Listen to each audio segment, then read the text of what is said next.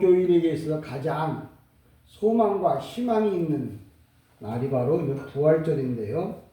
오늘은 성경에 나타난 부활 사건들을 하나씩 살펴보려고 합니다. 그런데 기독교인들이 이제 항상 우리가 입술로 고백할 때 예수님이 돌아가셨습니다 라고 말하는 표현은 옳지 못한 표현이에요. 예수님은 돌아가신 게 아니고 갈라디아서 3장 13절에 보면 저주를 받아서 죽었다 그랬어요. 왜 돌아가셨다는 말이 존칭어인데 왜 그걸 쓰지 말라고 하느냐면, 사람이 돌아가셨다고 하는 말은 자기 죄 때문에 죽은 거예요. 사람이 죽는 이유는 여러 가지 이유가 있지만 성경적인 입장에서 보면 자기 지은 죄 때문에 죽는 거거든요. 근데 주님은 지은 죄가 없어요. 그러니까 쉬운 말로 말하면 원죄가 없는데 돌아가셨다고 표현하면 안 되죠. 그런데 죽기는 죽었어. 근데 그냥 죽은 게 아니고 갈라디아 3장 13절에 보니까 우리 죄를 위하여 대신 저주를 받으사. 그러니까 주님이 죄 때문에, 자기 죄 때문에 죽은 게 아니고 우리들의 죄를 대신 지시고 주님이 죽으시는 것도 우리는 보통 수동태로 떠요. 죽는 게 죄로 말미암아 죽는 거야. 근데 주님은 죽음이라고 하는 말을 중간태로 떠요. 스스로 죽었어. 왜? 주님이 우리 죄를 위하여 대신 죽지 않으면 우리 죄가 용서받을 수가 없기 때문에 주님이 스스로 죽으신 거예요. 그래서 주님은 돌아가신 게 아니고, 거룩하게 주님이 돌아가셨다고 말하는 게 아니고 주님은 저주를 받아서 죽었다. 왜? 성경에 갈라디아서 3장 13절에 이렇게 말하고 있거든요. 그러니까 우리는 천사람이 만사람이 돌아가셨다고 말해도 우리는 성경에 기록되어진 대로만 예수를 믿어야 돼. 우리가 성경에 기록되어진 대로 예수를 믿어야 하나님 나라에 들어가서 하나님이 인정하는 사람이 되는 거예요. 성경에 없는 아무리 훌륭한 사람이 교황이 말을 한다고 해서 그 말은 그 사람만이 보증하는 건데 그 사람도 죽으면 뭐예요? 끝이잖아요.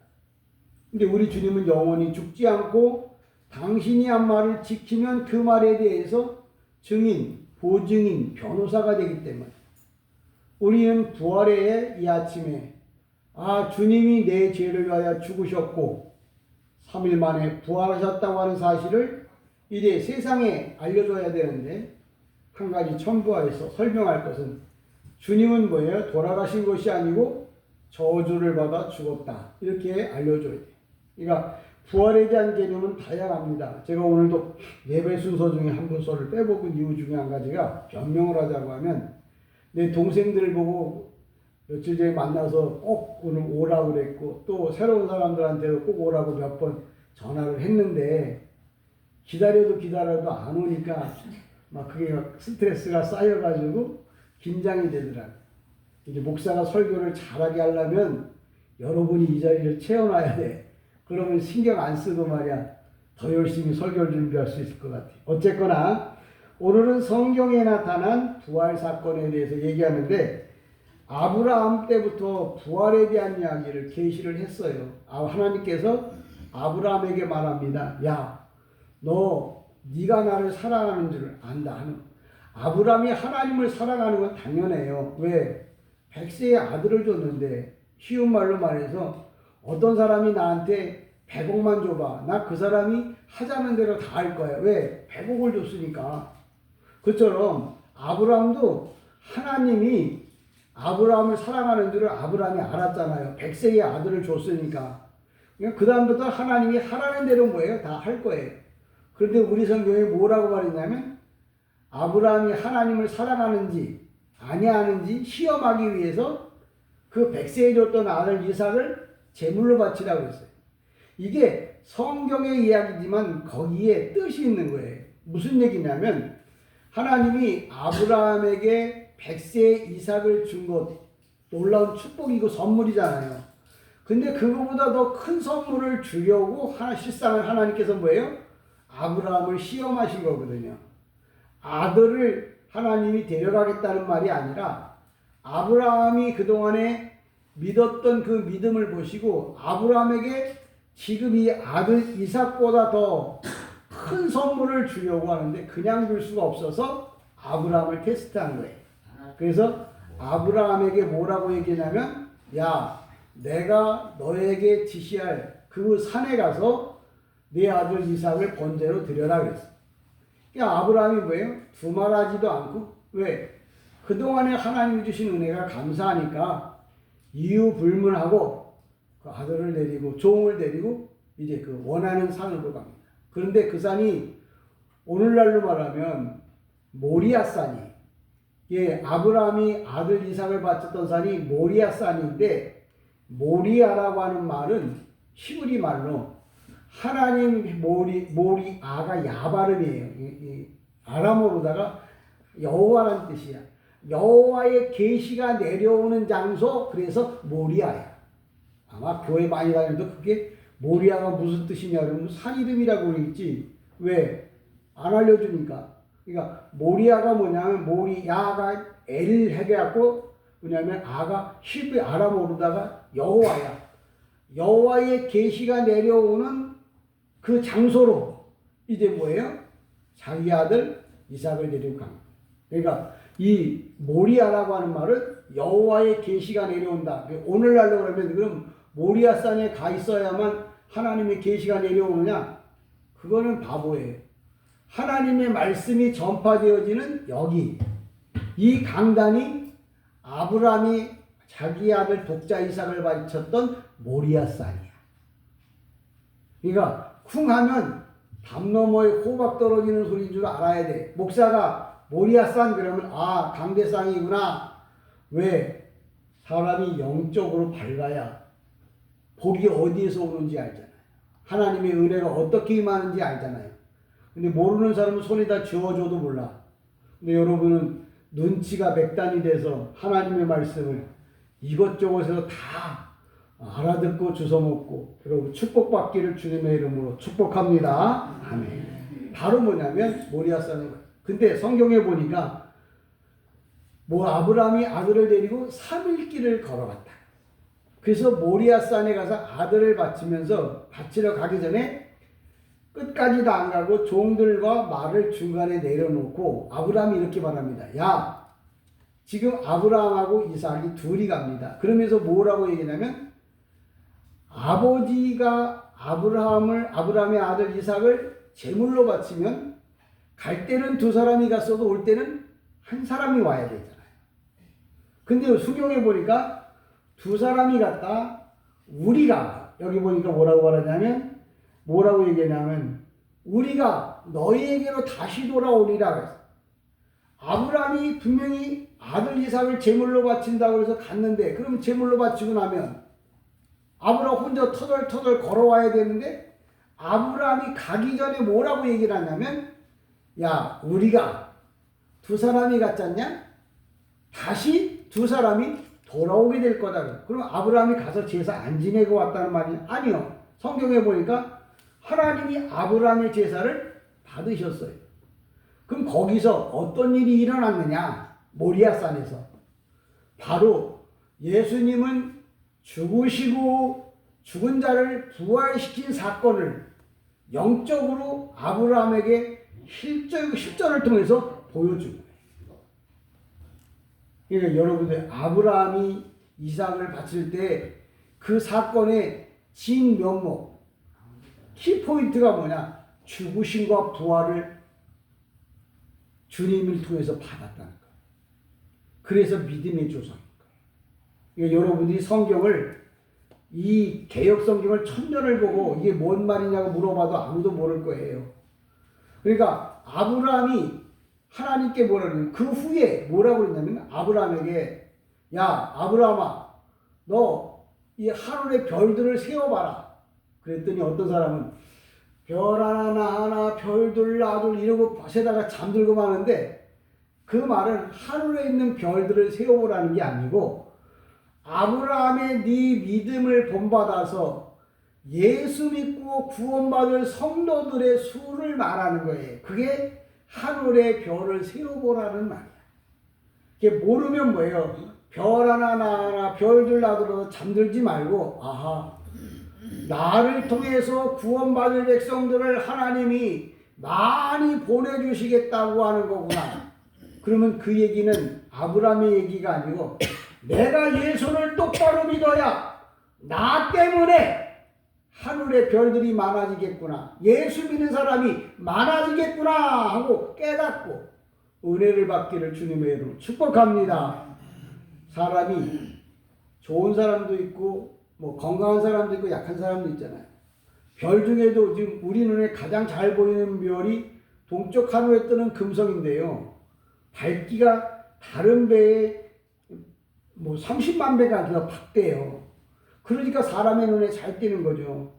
여러분들이 영적으로 밝은 별이 돼서 영적으로 아브라함이 되어서 여러분 때문에 예수 믿는 사람들이 많아지는 그게 바로 부활절의 참된 의미라는 것을 꼭 기억하시고 내가 빛난 별이 되기를 주님의 이름으로 간절히 축복합니다. 원래 이 부활이라고 하는 말은 이제 헬라어로다가 아나스타시스 그래요. 아나라고 하는 말은 하나님의 보좌가 있는 것을 아나라고 그래요. 스타시스라고 하는 말은 서서 올라간다. 그래서 부활의 참된 의미는 뭐냐면 서서 주님께 올라가는 거예요. 그러니까 그럼 부활할 때 이렇게 서서 올라가겠구나.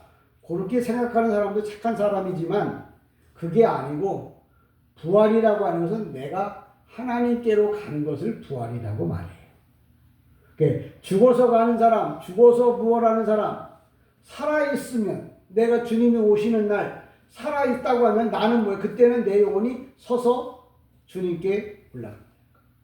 그러니까 부활이 뭐냐면 주님께 서서 올라가는, 다시 말하자면 부활은 뭐냐면 주님을 향하여 올라가는 날, 주님께 영광 돌리는 날. 그러니까 그 부활이 꼭 부활절만 부활절이 아니라 내가 예배를 드려서 예배가 하나님께 올라간다고 하면 다 그게 다 뭐예요? 부활절인 거예요.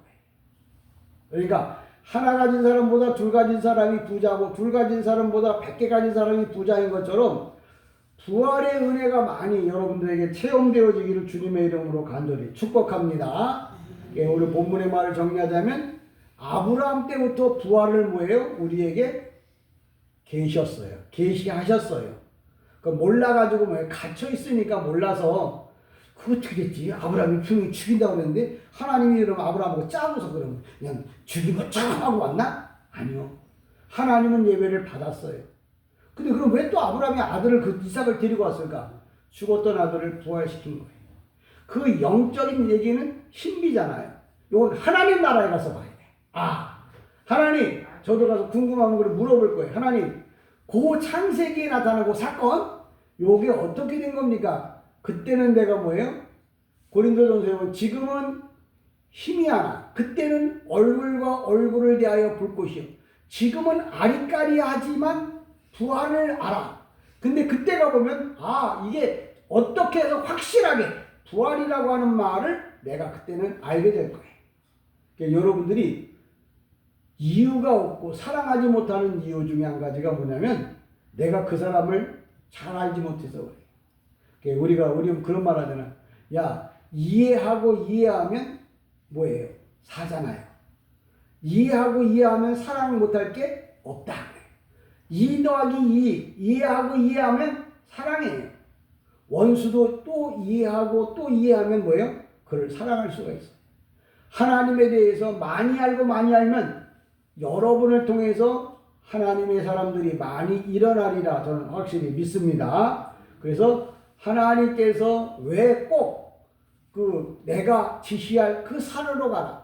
하나님은 아무데나 계신 분이 아니야.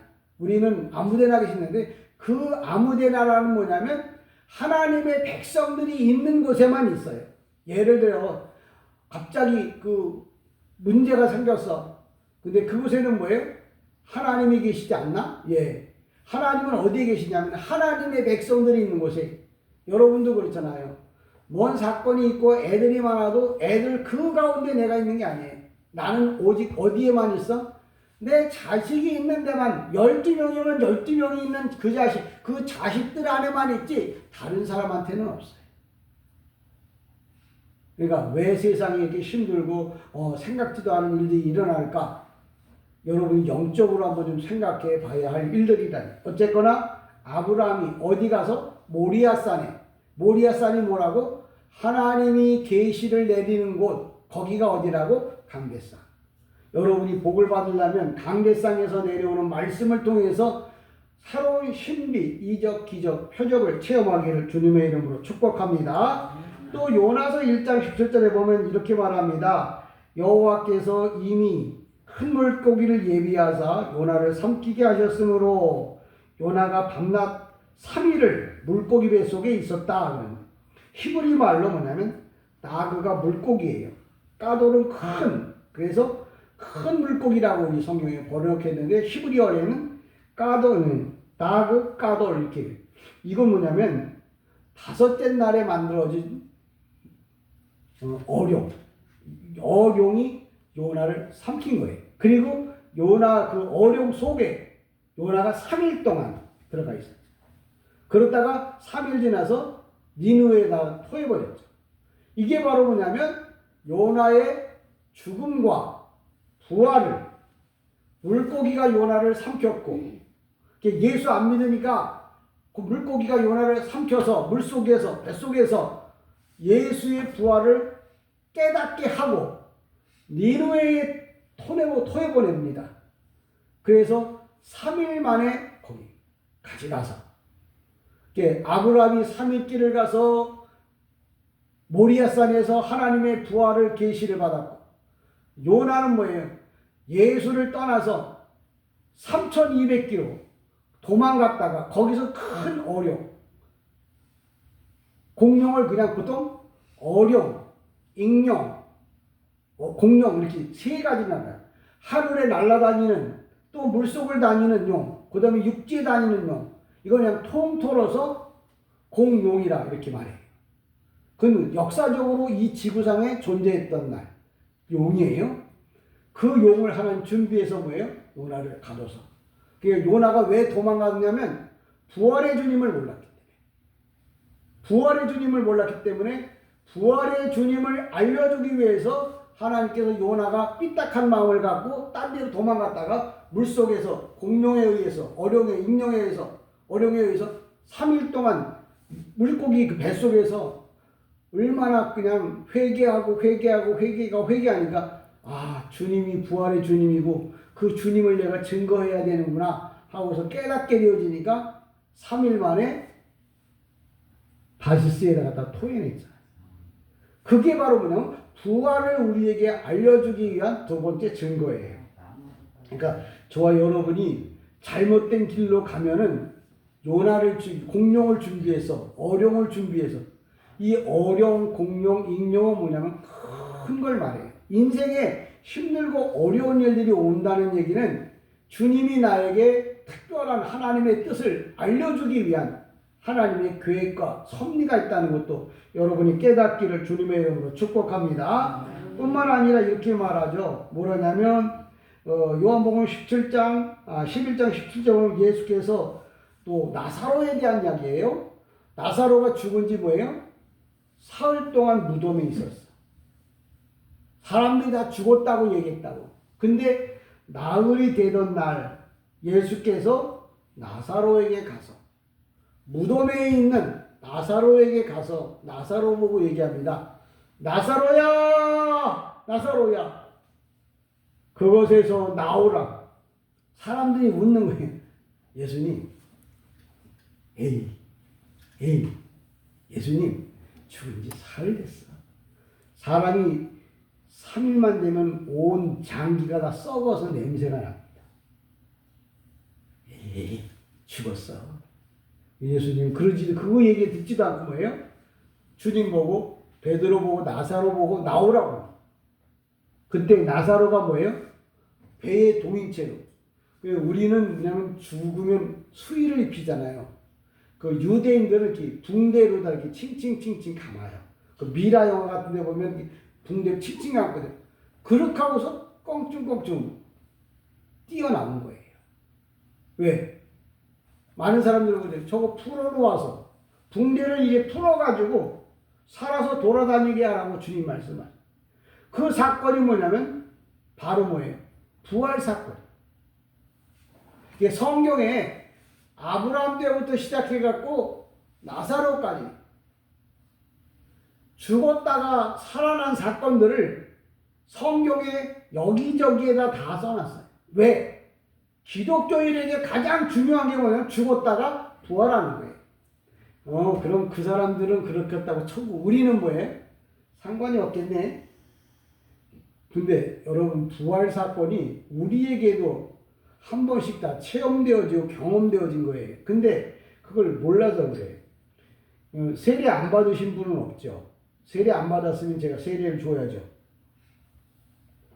목사의 첫 번째 일이 세례 주는 거예요. 목사가 그런 것 같다. 물 갖다 세례 주는 게 세례가 아니라 세례의 의미가 뭐냐면 원래는 세례보다는 헬라어로는 밥티조 그래갖고 물속에 잠그다 그런 뜻이에요. 세례가 아니라 실상은 침례교회 있죠. 침례교단, 뭐 장로교단, 감리교단 그러잖아요. 침례교단은 세례를 줄 때 어떻게 주냐면 진짜 이렇게 물속에다가 그 목욕탕 같은 데 가가지고 물속에다 직접 이렇게 뭐예요? 집어넣었다가 꺼내요. 이제 그걸 그들은 중심으로 그 모여진 단체가 침례교야. 장로교회는 근데 어떻게 해요? 여러분 세례받을 때 어떻게 했어요? 제가 저한테 세례받았다 그러면 물통에다가 머리에다 이렇게 물을 한번 합격하고 성부와 성자와 성령의 이름으로 세례를 주노라. 그럼 아멘. 그럼 끝났잖아요. 근데 이 세례가 뭐냐면 내가 모든 죄를 지고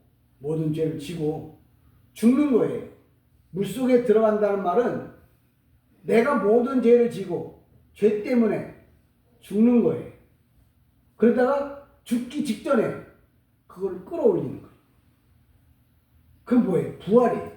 그래서 세례가 세례식이 아니라 목사가 세례를 주는 사람이라 해서 물 갖다 그냥 머리에 얹어주는 사람이 아니라 예수의 죽으심과 부활을 똑바로 알려주고 그 죽으심과 부활을 똑바로 고백하는 사람에게 당신이 죽으심과 부활을 믿었으니까 그 믿었다는 근거로 뭐예요? 내가 당신 머리 위에다가 물을 3방울 떨어져 줄게. 그래서 너는 뭐예요? 이제 죽었다가 다시 부활한 사람이라고 하는 걸 알려주는 게 세례예요. 세례를 왜 받는지도 모르고 침례 받으면 어떻게 되는지 그래서 원래 침례는 사람이 죄를 집어넣어서 물속에 집어넣죠. 그 다음에 이 목을 붙잡고 흔들어. 왜? 여러분들도 그 옛날 어른들은 그 냇가에 가서 빨래할 때 빨래를 다 빨아가지고 망치로 두들겨가지고 물속에다 집어넣고 어떻게 해요? 막 흔들어요. 왜? 옷 속에 숨어있던 모든 옷들을 그 먼지들을 다 털어내는 거예요. 그래서 이게 다 털어낼 때까지 계속 흔들어요. 몇 번이고. 그러다가 다 털어졌다 그러면 그때 꺼내서 말리잖아요. 그게 정상적인 침례예요. 우리가 죄 때문에 죽었어. 그래서 죽는 게 끝나는 게 아니고 죽었으면 그 죄를 다 털어야 돼. 침례교회도 문제가 뭐냐면 물속에 집어넣었다 꺼내면 침례라고 하는데 실상은 그냥 물이 아니고 흘러가는 물에 사람을 집어넣었다 바로 건지는 게 아니야. 집어넣어서 죽을 때까지 흔들어야 돼. 너 네 죄 때문에 죽은 거라고. 그걸 인식시켜야 돼. 그래갖고 숨이 요까지 차고 하기 때문에 꺼내내면서 요건 예수 은혜로 사는 거야. 그러니까 이제 너는 죽고 누구만 살아야 돼? 예수만 살아야 돼. 그거 세례 똑바로 받으면 예수가 죽고 부활했다는 걸 똑바로 알면 그 사람은 그때부터 누구를 위해 사느냐면 예수 위해 사는 거야. 근데 세례는 받았는데 들어갔다 바로 나왔어. 이 사람은 예수 위해 죽고 사는 게 아니고 뭐예요? 자기 위해 사는 거. 그래서 한 번 죽어서 한 번 빨아갖고 안 되면 2번 빨고 2번 빨아도 안 되면 3번 빠는 거예요. 그렇다고 세례를 계속 줄 수는 없어요. 한 번밖에 없어요. 그럼 그걸 어떻게 하느냐? 목사가 말씀으로 자꾸 세례를 주는 거예요. 여러분 말씀으로 자꾸 가르치는 거예요. 예수님은 돌아가신 게 아니고 뭐예요? 내 죄를 내 죽으셨다고. 아 그래? 나 몰랐네. 몰랐어. 그럼 모르는 부분 뭐예요? 여기는 닦았는데 여기는 아직도 때가 있어. 그럼 이쪽도 닦아야 돼. 여긴 닦았어. 근데 요 뒤에가 안 닦였네. 그러면 뒤에도 말씀으로 닦아야 돼. 그래서 죽을 때까지 내가 깨끗한 몸이 되어서 하나님 나라 가는 거예요. 근데 이것도 저것도 모르고 한번 들어갔다 나오면 그냥 바로 천국 가는 줄 알고 착각하는 사람들이 많아요. 오늘도 부활이 바로 뭐냐면, 그러면 아브라함이 그 아들 이삭 독자를 바쳤고, 요나가 그 물고기 뱃속에 들어갔다가 나왔고, 그러면 나사로가 그러면 무덤에 들어갔다 나왔고, 그럼 나는 뭐냐? 나는 뭐예요? 세례 받음으로 죽으심과 부활을 뭐예요?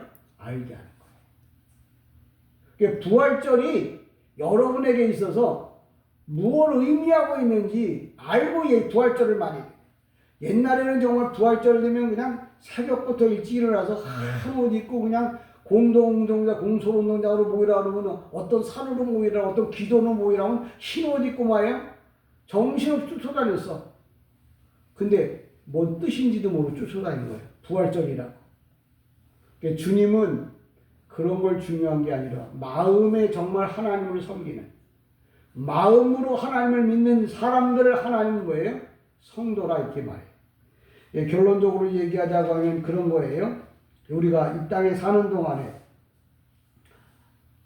하나님을 믿는 믿음. 요한복음에도 그런 얘기가 나와요. 뭐라고 하냐? 누가복음 9장 1절에 보면 뭐라고 사람이 5장 20절에 보면 선한 일을 행한 자는 생명의 부활로, 악한 일을 행한 자는 심판의 부활로 나온다는데, 이 선한 일이라는 게 뭐냐면 세상으로 착한 일, 도와주는 일을 말하는 게 아니라 헬라는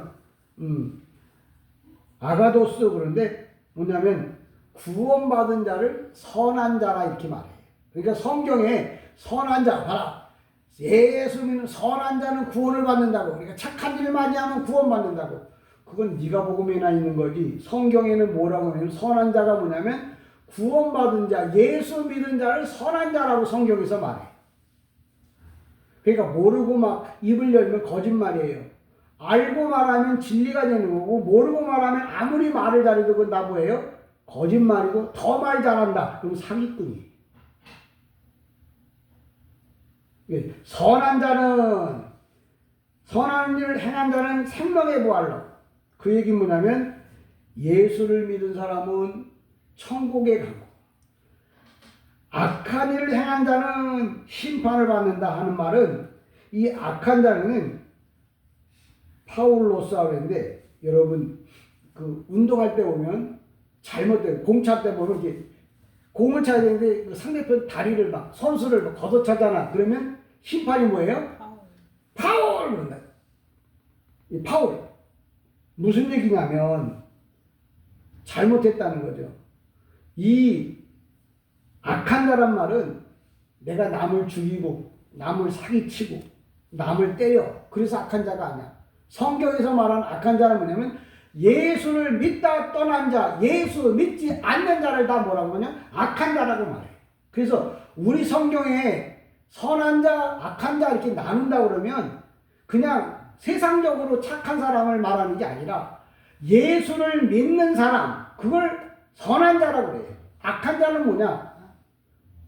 예수를 믿다 떠난 사람, 예수 믿지 않는 사람은 성경에선 악한 자라고 그래요. 세상의 기준하고 성경의 기준이 달라요. 근데 오락가락 하는 사람은 뭐예요? 기준이 없는 사람입니다. 목사인데도 오락가락 하는 사람은 기준 없는 거예요. 성도인데도 오락가락 하는 사람은 기준이 없는 거예요. 그래서 성경은 항상 뭐예요? 기준이 정확해요. 그래서 주님은 뭐라면 나만 봐라. 내가 길이요, 진리요, 생명이니 나만 보고 따라와야지. 딴 데 보고 따라가면 지옥 간다는 거예요. 예수만 바라다보고. 오늘도 부활의 주님은 뭐예요? 그 주님만 바라다보고 가야 우리가 어디 간다고요? 천국 간다.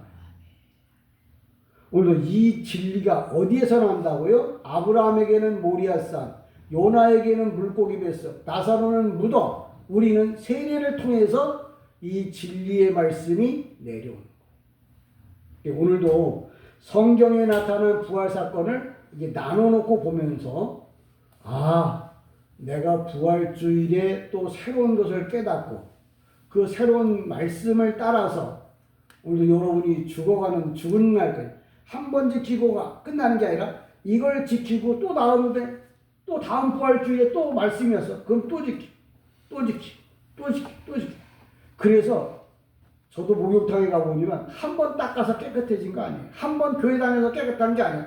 언제까지 목욕탕에 가야 되냐면 죽을 때까지, 죽기 직전까지 목욕을 해야 깨끗한 것처럼 죽을 직전까지 뭐예요? 예수를 믿어요. 근데 그 예수가 바로 근본적으로 뭐냐면 죽었다 부활하신 그 예수를 오늘은 그날을, 돌아가신 날은 돌아가신 의미를 말하고 부활한 날은 부활의 의미를 말하고 살아서 기적을 일으킬 때는 기적의 의미를 말하고 먹을 때는 먹을 것에 대한 의미를 말하고 길을 갈 때는 길을 갈 때에 대한 의미를 말하고 그걸 다 뭐예요? 듣고 보고 배우고 뭐예요? 따라가는 거예요. 우리는 예수를 따라가는 사람이지 예수랑 같이 가지도 않고 앞서가지도 않는 거예요. 오직 예수를 따라가는. 그래서 오늘도 부활의 주님을 따라가는, 그래서 마지막 천국에서 예수 만나는 하나님의 사람, 하나님의 백성들 되기를 주님의 이름으로 간절히 축복합니다. 아멘. 기도합니다. 은혜와 사랑이 많으신 주